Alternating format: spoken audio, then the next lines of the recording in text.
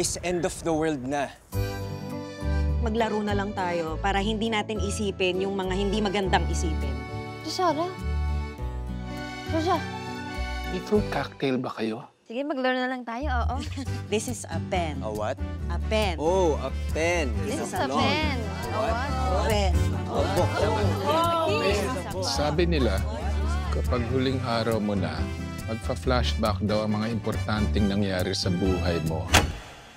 This is not about the money. It's never been about the money. Hindi tayo mapapakain ng pagmamahal mo. Mahal na yung mabilihin ngayon. Anak kita. Kahit ano ka pa, tanggap kita. Mahal kita, pero ayoko na sa relasyon natin. Ayoko na. Ikaw ang cancer ko, Benjamin. You will never be exceptional. Hindi ka magaling. Kung huling gabi niyo na ito, ano ang gagawin niyo?